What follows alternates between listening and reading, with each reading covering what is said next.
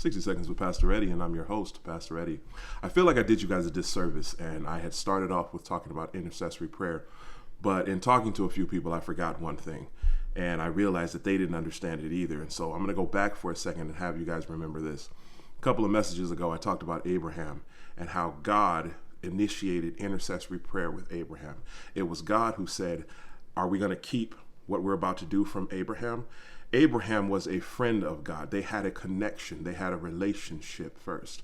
And then God told Abraham what he was going to do so that Abraham could intercede for them. We talked about Ezekiel. God was disciplining Egypt in Ezekiel 22, and he had listed their crimes, and he was going to have to pass judgment on them as a good judge. And he said, I was looking for someone. I was looking for someone to stand in the gap and on behalf of Israel and talk to me about it, intercede for them, and I found no one.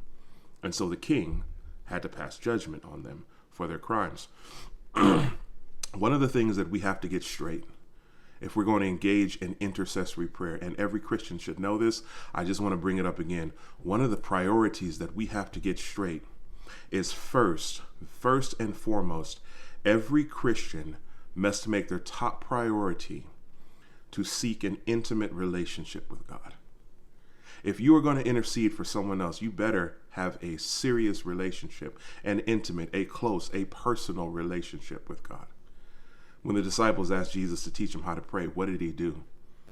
He didn't teach them a bunch of rules and regulations. He taught them how to approach God as a child does a father. Abba, Father. He taught them how to come to God, not as a theologian who knows everything, and not as somebody who thinks their status is great, not even with a bunch of flowery words, but he taught them how to come to God as a child comes to a father. Why is that so important? In what I call the prayer chapter, Matthew chapter 6, where all of this begins to go down, he teaches the disciples how to pray. He's teaching how to pray.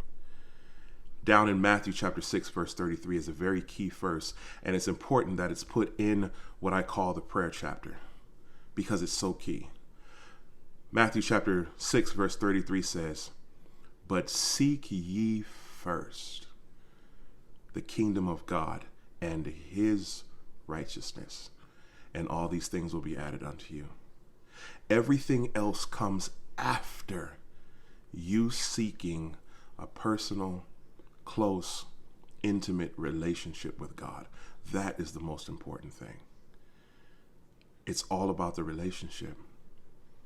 As we say at my church, it's not what you do, it's who you know. And who you know will dictate what you do. It's about a relationship with Jesus Christ. Then you can go into intercessory prayer. But if you don't have that relationship, what did he say in Revelation? Depart from me, I never knew you. Talk to you again soon. 60 Seconds with Pastor Eddie at gmail.com. Connect with me.